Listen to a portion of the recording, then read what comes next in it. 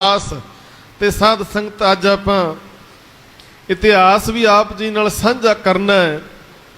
ਬਾਬਾ ਬਕਾਲਾ ਸਾਹਿਬ ਦੀ ਧਰਤੀ ਤੇ ਜੋੜ ਮੇਲਾ ਮਨਾਇਆ ਜਾ ਰਿਹਾ ਹੈ, ਜਿਸ ਨੂੰ ਗੁਰੂ ਲਾਧੋਰੇ ਦਿਹਾੜਾ ਵੀ ਕਿਹਾ ਜਾਂਦਾ ਹੈ।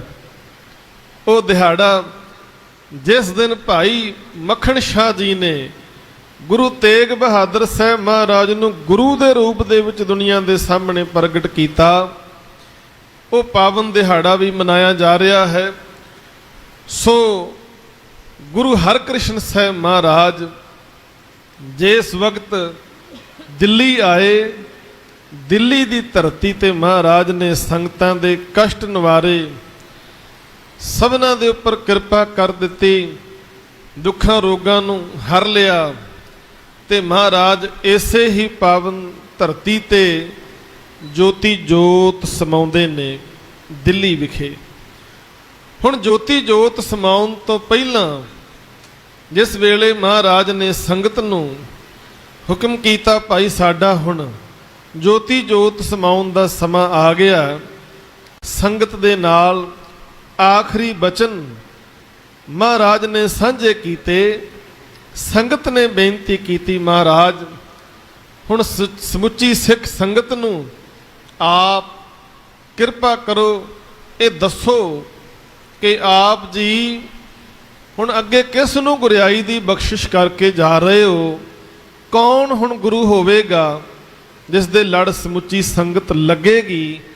ਤਾਂ ਉੱਥੇ ਬਚਨ ਜਿਹੜੇ ਇਤਿਹਾਸ ਦੇ ਵਿੱਚ ਦਰਜ ਨੇ, ਉਹ ਬਚਨ ਆਪਾਂ ਬਹੁਤ ਵਾਰੀ ਸੁਣੇ ਨੇ। ਮਹਾਰਾਜ ਨੇ ਆਖਿਆ, ਬਾਬਾ ਬਸੇ ਜੇ ਗ੍ਰਾਮ ਬਕਾਲੇ, ਕਹਿੰਦੇ ਬਾਬਾ ਬਕਾਲੇ ਵਿੱਚ ਹੈ। ਬਾਬਾ ਬਸੇ ਜੇ ਗ੍ਰਾਮ ਬਕਾਲੇ, ਬਣ ਗੁਰ ਸੰਗਤ ਸਗਣ ਸੰਭਾਲੇ, ਕਹਿੰਦੇ ਉਹ ਹੁਣ ਗੁਰੂ ਬਣ ਕੇ ਸਮੁੱਚੀ ਸੰਗਤ ਦੀ ਸੰਭਾਲ ਕਰਨਗੇ। ਹੁਣ ਇਹ ਬਚਨ ਮਹਾਰਾਜ ਨੇ ਉਚਾਰਨ ਕੀਤੇ। ਇਹਨਾਂ ਬਚਨਾਂ ਨੂੰ ਸੁਣ ਕਰਕੇ ਜਿਹੜੀ ਸਿੱਖ ਸੰਗਤ ਸੀ ਨਾ, ਉਹ ਬਕਾਲੇ ਨਗਰ ਵੱਲ ਜਾਣੀ ਸ਼ੁਰੂ ਹੋ ਗਈ ਕਿ ਮਹਾਰਾਜ ਨੇ ਹੁਕਮ ਕੀਤਾ ਕਿ 9ਵਾਂ ਗੁਰੂ ਬਕਾਲੇ ਦੇ ਵਿੱਚ ਹੈ। ਹੁਣ ਇਹਨਾਂ ਬਚਨਾਂ ਦੇ ਵਿੱਚ ਇਹ ਗੱਲ ਸਪਸ਼ਟ ਸੀ ਕਿ ਗੁਰੂ ਹਰਕ੍ਰਿਸ਼ਨ ਸਾਹਿਬ ਮਹਾਰਾਜ, ਜੇ ਰਿਸ਼ਤੇ ਦੀ ਗੱਲ ਕਰੀਏ ਤਾਂ ਰਿਸ਼ਤੇ ਦੇ ਵਿੱਚ ਗੁਰੂ ਤੇਗ ਬਹਾਦਰ ਸਾਹਿਬ ਜੀ ਦਾਦਾ ਜੀ ਲੱਗਦੇ ਸਨ। ਇਸ ਕਰਕੇ ਉਹਨਾਂ ਨੂੰ ਬਾਬਾ ਆਖਿਆ ਗਿਆ। ਆਪਣੇ ਆਮ ਘਰਾਂ ਦੇ ਵਿੱਚ ਦਾਦੇ ਲਈ ਬਾਬਾ ਸ਼ਬਦ ਵਰਤਿਆ ਜਾਂਦਾ ਹੈ। ਬਾਬਾ ਸ਼ਬਦ ਵਰਤਿਆ ਗਿਆ ਤੇ ਕੇਵਲ ਇਹ ਸ਼ਬਦ ਹੀ ਨਹੀਂ ਸਨ ਕਹੇ, ਮਹਾਰਾਜ ਨੇ ਬਕਾਇਦਾ ਗੁਰਿਆਈ ਦੀ ਰਸਮ ਨਿਭਾਉਣ ਵਾਸਤੇ ਦਿੱਲੀ ਦੀ ਧਰਤੀ ਤੋਂ ਬਾਬਾ ਬੁੱਢਾ ਜੀ ਦੇ ਵੰਸ਼ਜ ਭਾਈ ਗੁਰਦਿੱਤਾ ਜੀ ਅਤੇ ਹੋਰ ਸਿੱਖਾਂ ਨੂੰ ਮਹਾਰਾਜ ਨੇ ਭੇਜਿਆ ਸੀ ਬਕਾਲਾ ਸਾਹਿਬ ਵਿਖੇ ਕਿ ਗੁਰਿਆਈ ਦੀ ਰਸਮ ਤੁਸੀਂ ਜਾ ਕੇ ਨਿਭਾਉਣੀ ਹੈ। ਅਤੇ ਉਹਨਾਂ ਨੇ ਗੁਰਿਆਈ ਦੀ ਰਸਮ ਜਿਹੜੀ ਹੈ ਉਹ ਨਿਭਾਈ। ਗੁਰੂ ਤੇਗ ਬਹਾਦਰ ਸਾਹਿਬ ਮਹਾਰਾਜ ਨੂੰ ਗੁਰਤਾ ਗੱਦੀ ਦੀ ਉਹਨਾਂ ਨੇ ਜੋ ਰਸਮ ਨਿਭਾ ਕੇ, ਜੋ ਮਹਾਰਾਜ ਦਾ ਹੁਕਮ ਸੀ ਉਹਦੇ ਮੁਤਾਬਕ ਸਾਰੀ ਮਰਿਆਦਾ ਨਿਭਾਈ ਗਈ। ਪਰ ਉਸ ਵੇਲੇ ਇਸ ਗੱਲ ਦਾ ਫਾਇਦਾ ਬਹੁਤ ਪਖੰਡੀ ਲੋਕਾਂ ਨੇ ਚੁੱਕਿਆ ਕਿ ਬਾਬਾ ਬਕਾਲੇ ਵਿੱਚ ਹੈ, ਸਪਸ਼ਟ ਗੁਰੂ ਤੇਗ ਬਹਾਦਰ ਸਾਹਿਬ ਦਾ ਨਾਮ ਨਹੀਂ ਲਿਆ। ਇਸ ਕਰਕੇ ਬਹੁਤ ਸਾਰੇ ਸੋਢੀਆਂ ਦੀ ਕੁੱਲ ਦੇ ਵਿੱਚੋਂ ਬਕਾਲੇ ਨਗਰ ਦੇ ਵਿੱਚ ਜਾ ਕੇ ਤੇ ਆਪਣੀਆਂ ਗੱਦੀਆਂ ਲਾ ਕੇ ਬਹਿ ਗਏ। ਹੁਣ ਗੱਦੀਆਂ ਲਾ ਕੇ ਬਹਿ ਗਏ ਤੇ ਸਾਧ ਸੰਗਤ ਸੋਢੀਆਂ ਦੇ ਵਿੱਚੋਂ ਜਿਹੜਾ ਧੀਰ ਮੱਲ ਹੈ, ਉਹਨੇ ਆਪਣਾ ਵੱਡਾ ਡੇਰਾ ਬਣਾ ਲਿਆ। ਤੇ ਧੀਰ ਮੱਲ ਦੇ ਕੋਲ ਗੁਰੂ ਗ੍ਰੰਥ ਸਾਹਿਬ ਦਾ ਉਹ ਪਾਵਨ ਸਰੂਪ, ਜਿਸ ਨੂੰ ਪੰਚਮ ਪਾਤਸ਼ਾਹ ਜੀ ਨੇ ਰਾਮਸਰ ਦੀ ਧਰਤੀ ਤੇ ਲਿਖਵਾਇਆ, ਜਿਸ ਦਾ ਪਹਿਲੀ ਵੇਰਾਂ ਪ੍ਰਕਾਸ਼ ਦਰਬਾਰ ਸਾਹਿਬ ਵਿਖੇ ਕੀਤਾ ਗਿਆ ਸੀ, ਉਹ ਸਰੂਪ ਵੀ ਧੀਰ ਮੱਲ ਦੇ ਕੋਲ ਹੈ। ਇਸ ਕਰਕੇ ਧੀਰ ਮੱਲ ਸਭ ਤੋਂ ਵੱਡਾ ਦਾਅਵੇਦਾਰ ਬਣ ਕੇ ਬੈਠਾ ਹੋਇਆ ਹੈ ਤੇ ਲੋਕ ਵੀ ਉਹਦੇ ਕੋਲ ਜ਼ਿਆਦਾ ਜਾ ਰਹੇ ਨੇ। ਇਸ ਕਰਕੇ ਕਿ ਗੁਰੂ ਗ੍ਰੰਥ ਸਾਹਿਬ ਜੀ ਦਾ ਸਰੂਪ ਇਹਦੇ ਕੋਲ ਹੈ। ਕਿਉਂਕਿ ਜੇ ਵੇਖਿਆ ਜਾਏ ਤਾਂ ਜਿਸ ਵੇਲੇ ਗੁਰੂ ਨਾਨਕ ਸਾਹਿਬ ਜੀ ਨੇ ਗੁਰਿਆਈ ਦੀ ਬਖਸ਼ਿਸ਼ ਬਾਬਾ ਲਹਿਣਾ ਜੀ ਨੂੰ ਕੀਤੀ ਸੀ ਤਾਂ ਉਹਨਾਂ ਨੇ ਸਮੁੱਚੀ ਬਾਣੀ ਬਾਬਾ ਲਹਿਣਾ ਜੀ ਨੂੰ ਸੌਂਪ ਦਿੱਤੀ ਸੀ। ਅੱਗੇ ਫਿਰ ਗੁਰੂ ਅੰਗਦ ਸਾਹਿਬ ਜੀ ਨੇ ਜਦੋਂ ਗੁਰਿਆਈ ਦੀ ਬਖਸ਼ਿਸ਼ ਗੁਰੂ ਅਮਰਦਾਸ ਪਾਤਸ਼ਾਹ ਨੂੰ ਕੀਤੀ ਤਾਂ ਉਹਨਾਂ ਨੇ ਸਮੁੱਚੀ ਬਾਣੀ ਗੁਰੂ ਅਮਰਦਾਸ ਮਹਾਰਾਜ ਨੂੰ ਸੌਂਪ ਦਿੱਤੀ। ਹੁਣ ਸੰਗਤ ਦੇ ਮਨ ਵਿੱਚ ਇਹ ਵਿਚਾਰ ਵੀ ਹੈ ਕਿ ਗੁਰਬਾਣੀ ਇਹ ਸਮੁੱਚਾ ਗ੍ਰੰਥ ਇਹਨਾਂ ਦੇ ਕੋਲ ਹੈ, ਇਸ ਕਰਕੇ ਇਹ ਹੀ ਸ਼ਾਇਦ ਹੋ ਸਕਦਾ ਨੌਵੇਂ ਗੁਰੂ ਹੋਣ। ਹੁਣ ਬਕਾਲੇ ਦੀ ਧਰਤੀ ਤੇ ਇਤਿਹਾਸਕਾਰ ਕਹਿੰਦੇ 22 ਮੰਜੀਆਂ ਲੱਗ ਗਈਆਂ, 22 ਵੱਖ-ਵੱਖ ਗੁਰੂ ਬਣ ਕੇ ਬੈਠੇ ਹੋਏ ਨੇ ਤੇ ਬਹੁਤੀ ਸੰਗਤ ਜਿਵੇਂ ਅੱਜ ਮਾਹੌਲ ਬਣਿਆ ਹੁੰਦਾ ਮੱਥਾ ਟੇਕ ਕੇ ਜਾਣ ਵਾਲੀ, ਵੀ ਬਸ ਆਏ ਹੋ ਮੱਥਾ ਟੇਕੋ ਤੇ ਜਾਓ। ਆਪਾਂ ਨੂੰ ਨਹੀਂ ਫਰਕ ਪੈਂਦਾ ਗੁਰੂ ਅਸਲੀ ਹੈ ਜਾਂ ਨਕਲੀ ਹੈ, ਪੂਰਾ ਹੈ ਜਾਂ ਅਧੂਰਾ, ਆਪਾਂ ਤਾਂ ਕੇਵਲ ਮੱਥਾ ਟੇਕਣਾ। ਅੱਜ ਸਾਡੀ ਵੀ ਹਾਲਤ ਇਸ ਤਰ੍ਹਾਂ ਦੀ ਬਣੀ ਹੋਈ ਹੈ। ਅਸੀਂ ਵੀ ਸਤਿਗੁਰੂ ਦੇ ਕੋਲ ਆ ਕੇ ਬੈਠਣਾ ਨਹੀਂ ਚਾਹੁੰਦੇ, ਵਿਚਾਰ ਨਹੀਂ ਸੁਣਨਾ ਚਾਹੁੰਦੇ, ਵਿਚਾਰ ਕਰਨਾ ਨਹੀਂ ਚਾਹੁੰਦੇ, ਕਦੇ ਆਪਣੇ ਮਨ ਦਾ ਭਾਵ ਗੁਰੂ ਦੇ ਚਰਨਾਂ ਵਿੱਚ ਨਹੀਂ ਰੱਖਿਆ, ਕਦੇ ਗੁਰਬਾਣੀ ਦੇ ਵਿੱਚੋਂ ਆਪਣੇ ਮਨ ਵਿੱਚ ਉੱਠਦੇ ਸਵਾਲਾਂ ਦੇ ਜਵਾਬ ਨਹੀਂ ਲਏ। ਸਾਡਾ ਕੀ ਹੁੰਦਾ ਪ੍ਰਯੋਜਨ, ਬਸ ਆਏ ਕਾਲੀ ਕਾਲੀ ਮੱਥਾ ਟੇਕਿਆ ਤੇ ਚੱਲੋ। ਇਸੇ ਤਰ੍ਹਾਂ ਕੁਝ ਸੰਗਤਾਂ ਇਹੋ ਜਿਹੀਆਂ ਜਿਹੜੀਆਂ ਕੇਵਲ ਮੱਥਾ ਟੇਕ ਕੇ ਜਾਣ ਵਾਲੀਆਂ, ਤਾਂ 22 ਦੇ 22 ਜਿਹੜੇ ਅਖੌਤੀ ਗੁਰੂ ਸਨ ਉਹ ਸਾਰਿਆਂ ਦੇ ਕੋਲ ਜਾ ਜਾ ਕੇ ਲੋਕ ਮੱਥਾ ਟੇਕੀ ਜਾਂਦੇ ਨੇ। ਤੇ ਇਤਿਹਾਸਕਾਰ ਕਹਿੰਦੇ ਨੇ, ਕਹਿੰਦੇ ਜਿਹੜੇ ਮਸੰਦ ਸਨ, ਮਸੰਦਾਂ ਦਾ ਧੜਾ ਵੀ ਬੜਾ ਭਾਰੀ ਹੋ ਗਿਆ। ਕੁਝ ਮਸੰਦ ਧੀਰ ਮੱਲ ਦੇ ਨਾਲ ਰਲੇ ਹੋਏ ਨੇ, ਉਹ ਸੰਗਤਾਂ ਨੂੰ ਲੈ ਕੇ ਆਉਂਦੇ ਪ੍ਰਚਾਰ ਕੇ ਵੀ ਆਹ ਪੂਰਾ ਗੁਰੂ ਜੇ। ਸਾਰਿਆਂ ਨੇ ਆਪਣੇ ਆਪਣੇ ਮਸੰਦ ਰੱਖੇ ਨੇ ਆਪਣਾ ਪ੍ਰਚਾਰ ਕਰਾਉਣ ਵਾਸਤੇ, ਕਿਉਂਕਿ ਮਸੰਦਾਂ ਨੂੰ ਰਿਸ਼ਵਤ ਮਿਲਦੀ, ਹਿੱਸਾ ਪੱਤੀ ਮਿਲਦੀ ਹੈ, ਉਹ ਸੰਗਤਾਂ ਨੂੰ ਪ੍ਰੇਰ ਕੇ ਲੈ ਕੇ ਆਉਂਦੇ ਨੇ। ਤੇ ਗੁਰੂ ਤੇਗ ਬਹਾਦਰ ਸਾਹਿਬ ਆਪਣੇ ਘਰ ਵਿੱਚ ਬੈਠੇ ਨੇ, ਉਹਨਾਂ ਨੇ ਬਿਲਕੁਲ ਦਾਅਵਾ ਨਹੀਂ ਕੀਤਾ ਭਾਈ ਗੁਰਤਾ ਗੱਦੀ ਮੈਨੂੰ ਮਿਲੀ, ਮੇਰੇ ਕੋਲ ਆ ਕੇ ਮੱਥਾ ਟੇਕੋ। ਉਹਨਾਂ ਨੇ ਦਾਅਵਾ ਨਹੀਂ ਕੀਤਾ, ਉਹ ਆਪਣੇ ਆਨੰਦ ਵਿੱਚ ਘਰ ਵਿੱਚ ਬੈਠੇ ਨੇ। ਇੱਧਰ 22 ਅਖੌਤੀ ਗੁਰੂ ਬਕਾਲੇ ਦੀ ਧਰਤੀ ਤੇ ਸਰਗਰਮ ਹੋ ਗਏ ਤੇ ਬਹੁਤੇ ਲੋਕ ਧੀਰ ਮੱਲ ਦੇ ਡੇਰੇ ਵਿੱਚ ਜਾਂਦੇ ਨੇ ਵੀ ਇਹਦੇ ਕੋਲ ਗ੍ਰੰਥ ਹੈ। ਅੱਜ ਵੀ ਸਾਡੇ ਮਨਾਂ ਵਿੱਚ ਭੁਲੇਖੇ ਨੇ ਸਾਧ ਸੰਗਤ, ਅੱਜ ਵੀ ਬਹੁਤੇ ਡੇਰੇਦਾਰਾਂ ਨੇ ਗੁਰੂ ਗ੍ਰੰਥ ਸਾਹਿਬ ਦਾ ਪ੍ਰਕਾਸ਼ ਕੀਤਾ ਹੋਇਆ ਤਾਂ ਕਿ ਸਿੱਖਾਂ ਨੂੰ ਭੁਲੇਖਾ ਪਾਇਆ ਜਾ ਸਕੇ। ਵੇਖਣ ਵਾਲਾ ਕਹਿੰਦਾ ਜੀ ਇੱਥੇ ਕਿਹੜਾ ਕੋਈ ਮਨਮਤ ਹੋ ਰਹੀ ਹੈ, ਇੱਥੇ ਵੀ ਤਾਂ ਗੁਰੂ ਗ੍ਰੰਥ ਸਾਹਿਬ ਦਾ ਪ੍ਰਕਾਸ਼ ਹੈ, ਇੱਥੇ ਵੀ ਤਾਂ ਬਾਣੀ ਪੜ੍ਹੀ ਜਾ ਰਹੀ ਹੈ, ਨਿਰੰਤਰ ਬਾਣੀ ਦੇ ਜਾਪ ਹੋ ਰਹੇ ਨੇ।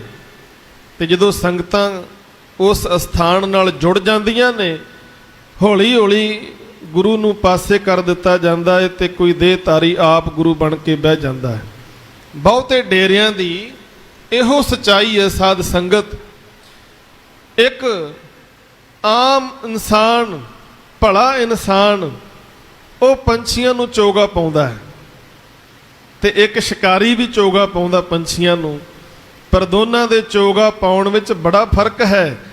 ਸ਼ਿਕਾਰੀ ਨੇ ਚੋਗਾ ਪਾ ਕੇ ਪਿੱਛੇ ਆਪਣਾ ਜਾਲ ਲਾਇਆ ਹੁੰਦਾ ਹੈ, ਚੋਗਾ ਚੁਗਦੇ ਪੰਛੀਆਂ ਨੂੰ ਜਾਲ ਵਿੱਚ ਫਸਾ ਲੈਂਦਾ ਹੈ।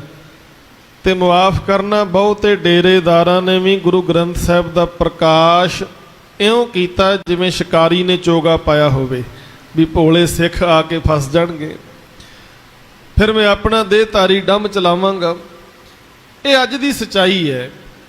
ਉਸ ਵੇਲੇ ਵੀ ਸੰਗਤਾਂ ਗੁੰਮਰਾਹ ਹੋ ਰਹੀਆਂ ਨੇ, ਤਾਂ ਸਾਧ ਸੰਗਤ ਇੱਧਰ ਸੰਗਤਾਂ ਬਾਈਆਂ ਨੂੰ ਮੱਥੇ ਟੇਕਦੀਆਂ ਨੇ ਜਿਹੜੇ ਗੱਦੀਆਂ ਲਾ ਕੇ ਬੈਠੇ ਨੇ, ਤੇ ਇੱਧਰ ਗੁਰੂ ਘਰ ਦਾ ਸੇਵਕ ਭਾਈ ਮੱਖਣ ਸ਼ਾਹ ਜਿਹੜਾ ਬਹੁਤ ਵੱਡਾ ਵਪਾਰੀ ਸੀ, ਇਹ ਬੇੜਾ ਲੈ ਕੇ ਆ ਰਿਹਾ ਹੈ।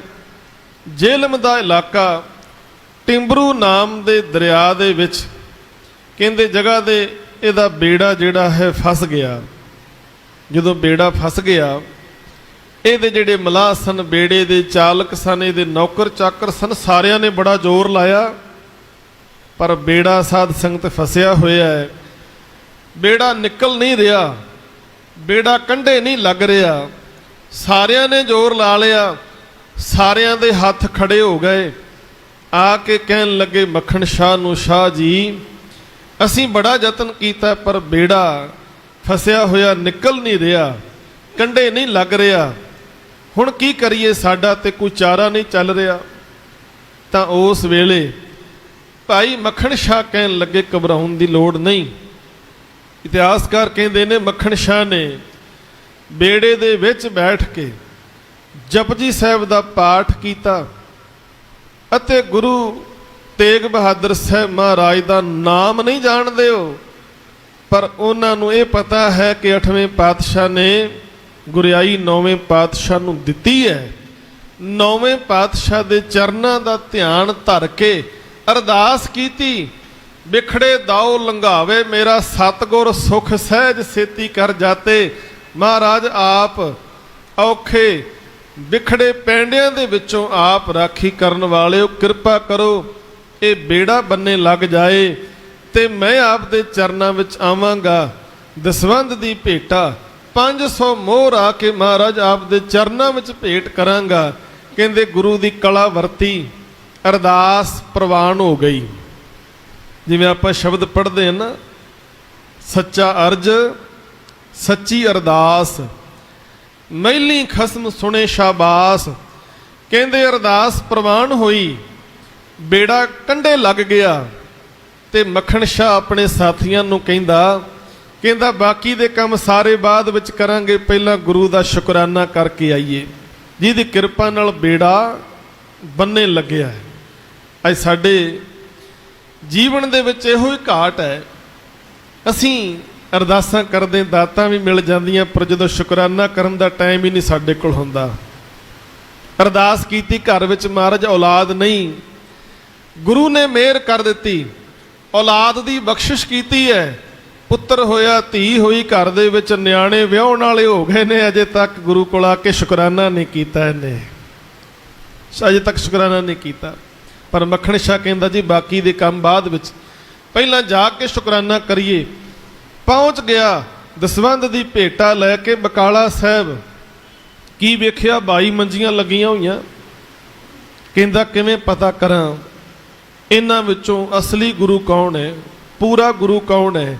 फिर मन विच ख्याल आया कि जिहड़ा असली गुरु हुंदा ना, पूर्ण गुरु पूरा, वो दिलां दियां जानण वाला हुंदा है, जिहदे चरनां विच अरदास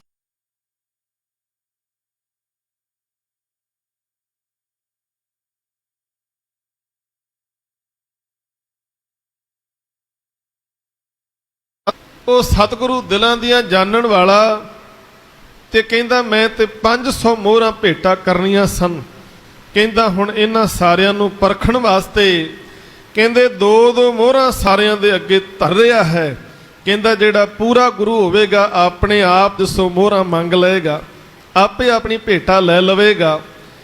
कहंदे 2-2 मोहरां सारियां दे अगे धरियां, सारियां ने बड़ियां असीसां दित्तियां कि तेरा कारोबार वध जाए, तू तरक्कियां करें, चढ़दी कला विच होवें। पर इहदे दिल दी गल नूं किसे ने बुझिया नहीं। कहंदे बाईयां दे अगे जाके मोहरां भेटा कीतियां, किसे ने मन दी गल नहीं बुझी, तां जान गया कि इह बाईयां दे विचों कोई भी पूरा नहीं। फिर पता करदा, कहंदा कोई होर भी है। कहंदे हाँ एक होर भी है, ਜਿਹੜਾ ਆਪਣੇ ਘਰ ਵਿੱਚ ਹੀ ਰਹਿੰਦਾ ਹੈ, ਜਿਹਦੇ ਕੋਲ ਕੋਈ ਜਾਂਦਾ ਨਹੀਂ। ਕਹਿੰਦੇ ਕਿੱਥੇ ਹੈ? ਪਤਾ ਕੀਤਾ, ਗੁਰੂ ਤੇਗ ਬਹਾਦਰ ਸਾਹਿਬ ਮਹਾਰਾਜ ਦੇ ਗ੍ਰਹਿ ਵਿਖੇ ਮੱਖਣ ਸ਼ਾਹ ਪਹੁੰਚ ਗਿਆ ਮੋਹਰਾਂ ਲੈ ਕੇ ਸਾਧ ਸੰਗਤ। ਮਹਾਰਾਜ ਦੇ ਅੱਗੇ ਵੀ ਜਾ ਕੇ ਨਾ 2 ਮੋਹਰਾਂ ਧਰ ਕੇ ਤੇ ਮੱਥਾ ਟੇਕ ਦਿੱਤਾ। ਅੰਤਰਜਾਮੀ ਸਤਿਗੁਰੂ ਮਹਾਰਾਜ ਨੇ ਮੱਖਣ ਸ਼ਾਹ ਵੱਲ ਵੇਖਿਆ ਤੇ ਮੁਸਕਰਾ ਪਏ। ਮੁਸਕਰਾ ਕੇ ਕਹਿਣ ਲੱਗੇ ਭਲਿਆ ਜਦੋਂ ਤੇਰਾ ਬੇੜਾ ਡੁੱਬ ਰਿਹਾ ਸੀ, ਅਰਦਾਸਾਂ ਕਰਦਾ ਸੀ ਮਹਾਰਾਜ ਬੇੜਾ ਬੰਨੇ ਲਾਓ, 500 ਮੋਹਰਾਂ ਭੇਟਾ ਕਰਾਂਗਾ। ਹੁਣ ਬੇੜਾ ਬੰਨੇ ਲੱਗ ਗਿਆ, ਹੁਣ ਕੇਵਲ 2 ਹੀ ਲੈ ਕੇ ਆਇਆ। ਬਸ ਇੰਨੀ ਗੱਲ ਦੀ ਦੇਰ ਸੀ। ਮੱਖਣ ਸ਼ਾਹ ਦੀ ਖੁਸ਼ੀ ਦਾ ਕੋਈ ਟਿਕਾਣਾ ਨਾ ਰਿਹਾ। ਮਹਾਰਾਜ ਦੇ ਚਰਨਾਂ ਤੇ ਢਹਿ ਪਿਆ ਤੇ ਪੂਰੇ ਗੁਰੂ ਦੇ ਦਰਸ਼ਨ ਕਰਕੇ ਠੰਡ ਪੈ ਗਈ ਤੇ ਦੁਨੀਆ ਦੇ ਲੋਕਾਂ ਨੂੰ ਵੀ ਇਹ ਗੱਲ ਦੱਸਣ ਵਾਸਤੇ ਕਿ ਤਾਂ ਕਿ ਲੋਕ ਭੁਲੇਖੇ ਵਿੱਚ ਨਾ ਰਹਿਣ, ਪਖੰਡੀਆਂ ਦੇ ਧਾਰੀਆਂ ਦੇ ਕੋਲ ਜਾ ਕੇ ਆਪਣਾ ਧਨ ਸਮਾਂ ਤੇ ਸਰਮਾਇਆ ਬਰਬਾਦ ਨਾ ਕਰਨ, ਪੂਰੇ ਗੁਰੂ ਦੇ ਚਰਨਾਂ ਵਿੱਚ ਜੁੜ ਸਕਣ ਸਾਰੇ ਲੋਕ। ਦੁਨੀਆ ਨੂੰ ਇਹ ਗੱਲ ਦੱਸਣ ਵਾਸਤੇ ਭਾਈ ਮੱਖਣ ਸ਼ਾਹ ਕੋਠੇ ਦੀ ਛੱਤ ਤੇ ਚੜ ਗਿਆ, ਗਲ ਵਿੱਚ ਪਾਇਆ ਪੱਲਾ ਫੇਰ ਕੇ ਦੁਨੀਆ ਨੂੰ ਕਹਿੰਦਾ ਹੈ, ਗੁਰੂ ਲਾਧੋ ਰੇ, ਗੁਰੂ ਲਾਧੋ ਰੇ। ਦੁਨੀਆ ਦੇ ਲੋਕੋ, ਮੈਨੂੰ ਪੂਰਾ ਗੁਰੂ ਮਿਲ ਗਿਆ ਜੇ, ਜਿਹੜਾ ਗੁਰੂ ਸਾਡੇ ਜੀਵਨ ਦੇ ਬੇੜੇ ਬੰਨੇ ਲਾਉਂਦਾ ਹੈ, ਕੇਵਲ ਦੁਨਿਆਵੀ ਬੇੜੇ ਨਹੀਂ, ਸਾਡੇ ਜੀਵਨ ਦੀ ਬੇੜੀ ਨੂੰ ਵੀ ਭਵਜਲ ਸਾਗਰ ਤੋਂ ਪਾਰ ਕਰਨ ਦੀ ਸਮਰੱਥਾ ਰੱਖਦਾ ਹੈ। ਤਾਂ ਉਸ ਦਿਨ ਨੂੰ ਬਾਬਾ ਬਕਾਲਾ ਸਾਹਿਬ ਦੀ ਧਰਤੀ ਤੇ ਰੱਖੜ ਪੁੰਨਿਆਂ ਦਾ ਇਹ ਜੋੜ ਮੇਲੇ ਦੇ ਰੂਪ ਦੇ ਵਿੱਚ ਮਨਾਇਆ ਜਾਂਦਾ ਹੈ। ਤੇ ਮੈਂ ਬੇਨਤੀ ਕਰਾਂ, ਰੱਖੜ ਪੁੰਨਿਆਂ ਦਾ ਭਾਵ ਰੱਖੜੀ ਨਾਲ ਬਿਲਕੁਲ ਨਹੀਂ। ਰੱਖੜ ਦਾ ਮਤਲਬ ਹੈ ਰਾਖੀ ਕਰਨ ਵਾਲਾ, ਤੇ ਪੁੰਨਿਆਂ ਦਾ ਅਰਥ ਹੈ ਪ੍ਰਗਟ ਹੋ ਜਾਣਾ, ਪੂਰੇ ਗੁਰੂ ਦਾ ਪ੍ਰਗਟ ਹੋਣਾ। ਰੱਖੜ ਪੁੰਨਿਆਂ ਤੋਂ ਭਾਵ ਸੀ ਜੋ ਸਾਡੀ ਹਰ ਥਾਂ ਤੇ ਸਹਾਇਤਾ ਕਰਦਾ, ਰਾਖੀ ਕਰਦਾ ਹੈ, ਉਹ ਪੂਰਾ ਗੁਰੂ ਅੱਜ ਪ੍ਰਗਟ ਹੋਇਆ ਹੈ। ਇਸ ਕਰਕੇ ਉਹ ਦਿਹਾੜਾ ਸਾਧ ਸੰਗਤ ਮਨਾਇਆ ਜਾਂਦਾ ਹੈ।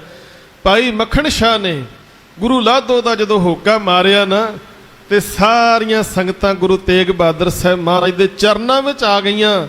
ਦੇ ਧਾਰੀ ਪਖੰਡੀਆਂ ਨੇ ਵੇਖਿਆ ਕਿ ਪੂਰਾ ਗੁਰੂ ਪ੍ਰਗਟ ਹੋ ਗਿਆ ਹੈ, ਕਹਿੰਦੇ ਹੁਣ ਪੂਰਾ ਗੁਰੂ ਪ੍ਰਗਟ ਹੋ ਗਿਆ ਹੈ, ਆਪਣੀਆਂ ਦੁਕਾਨਾਂ ਹੁਣ ਬੰਦ ਹੋਣਗੀਆਂ, ਕਿਉਂਕਿ ਬਾਣੀ ਦਾ ਫਰਮਾਨ ਹੈ, ਜਦੋਂ ਗੁਰੂ ਨਾਨਕ ਸਾਹਿਬ ਜੀ ਦਾ ਪ੍ਰਕਾਸ਼ ਹੋਇਆ ਨਾ, ਤੇ ਉਹਦਾ ਬਚਨ ਆਪਾਂ ਪੜ੍ਹਦੇ ਹਾਂ, ਸਤਿਗੁਰ ਨਾਨਕ ਪ੍ਰਗਟਿਆ, ਮਿਟੀ ਧੁੰਦ ਜਗ ਚਾਨਣ ਹੋਆ, ਜਿਉਂ ਕਰ ਸੂਰਜ ਨਿਕਲਿਆ ਤਾਰੇ ਛਪੇ, ਅੰਧੇਰ ਪਲੋਆ। ਜਿਵੇਂ ਸੂਰਜ ਦੇ ਨਿਕਲਣ ਦੇ ਨਾਲ ਤਾਰੇ ਛਿਪ ਜਾਂਦੇ ਨੇ, ਸਿੰਘ ਬੁੱਕੇ ਮਿਰਗਾਵਲੀ ਭੰਨੀ ਜਾਏ ਨਾ ਧੀਰ ਧਰੋਆ।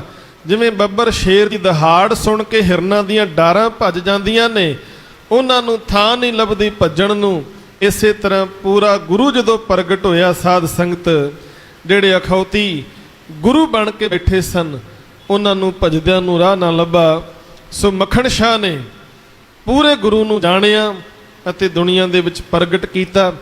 ਅੱਜ ਵੀ ਲੋੜ ਹੈ, ਥਾਂ ਥਾਂ ਡੇਰੇ ਉੱਗ ਪੈਨੇ ਵਾਂਗ ਖੁੰਬਾਂ, 22 ਗੁਰੂਆਂ ਵਾਲਾ ਅੱਜ ਹਾਲ ਉਹੀਓ। ਮੱਖਣ ਸ਼ਾਹ ਜਾ ਕੋ ਪਰਖਦਾਰ ਨਹੀਂ, ਤੇ ਭੇਖੀ ਸਾਧਾਂ ਨੇ ਫੜੀ ਫਿਰ ਚਾਲ ਉਹੀਓ। ਅੱਜ ਦੇ ਸਿੱਖ ਨੂੰ ਭਾਈ ਮੱਖਣ ਸ਼ਾਹ ਦੇ ਜੀਵਨ ਤੋਂ ਵੱਡੀ ਸੇਧ ਲੈਣੀ ਚਾਹੀਦੀ ਹੈ। ਸਿੱਖ ਬੜਾ ਸੁਚੇਤ ਹੋਣਾ ਚਾਹੀਦਾ। ਸਾਧ ਸੰਗਤ ਬੜੇ ਭੁਲੇਖੇ ਪਾਉਂਦੀ ਦੁਨੀਆ, ਪਰ ਜੇ ਸੁਚੇਤ ਹੋਏਗਾ ਸਿੱਖ ਤਾਂ ਪੂਰੇ ਗੁਰੂ ਦੇ ਚਰਨਾਂ ਵਿੱਚ ਆਏਗਾ। ਉਹ ਕਿਸੇ ਅਧੂਰੇ ਅੱਗੇ ਨਹੀਂ ਜਾ ਕੇ ਝੁਕੇਗਾ। ਕੇਤੇ ਗੁਰ ਚੇਲੇ ਫੁਨ ਹੁਆ, ਕਾਚੇ ਗੁਰ ਤੇ ਮੁਕਤ ਨਾ ਹੁਆ। ਬੜੇ ਗੁਰੂ ਬਣ ਕੇ ਬੈਠੇ ਨੇ, ਬੜੇ ਉਹਨਾਂ ਦੇ ਜਾ ਕੇ ਚੇਲੇ ਬਣਦੇ ਨੇ, ਪਰ ਮਹਾਰਾਜ ਕਹਿੰਦੇ ਕੱਚਾ ਗੁਰੂ ਨਾ ਆਪ ਮੁਕਤ ਹੈ, ਨਾ ਕਿਸੇ ਨੂੰ ਮੁਕਤ ਕਰ ਸਕਦਾ ਹੈ। ਇਸ ਕਰਕੇ ਪੂਰੇ ਦੇ ਨਾਲ ਜੁੜੀਏ ਤਾਂ ਹੀ ਅਸੀਂ ਵੀ ਪੂਰੇ ਹੋਵਾਂਗੇ। ਸੋ ਸਤਿਗੁਰੂ ਜੀ ਕਹਿੰਦੇ ਨੇ, ਜਦੋਂ ਕੋਈ ਜੀਵ ਮਨ ਦੇ ਵਿੱਚ ਭਾਵਨਾ ਲੈ ਕੇ ਅਰਦਾਸ ਕਰਦਾ, ਸੱਚ ਹੋਵੇ, ਕਹਿੰਦੇ ਮਾਲਕ ਸੁਣਦਾ ਹੈ। ਤੇ ਸੁਣਦਾ ਹੀ ਨਹੀਂ, ਸੱਚਾ ਤਖਤ ਬੁਲਾਵੇ ਸੋਏ, ਕਹਿੰਦੇ ਉਹਨੂੰ ਆਪਣੇ ਨਾਲ ਬਿਠਾਉਂਦਾ ਹੈ, ਤਖਤ ਤੇ ਬਿਠਾਉਂਦਾ ਹੈ, ਉਹਨੂੰ ਮਾਣ ਵੀ ਦਿੰਦਾ ਹੈ। ਦੇ ਵਡਿਆਈ ਕਰੇ ਸੋ ਹੋਏ, ਕਹਿੰਦੇ ਸਾਰੀ ਵਡਿਆਈ ਪਰਮੇਸ਼ਰ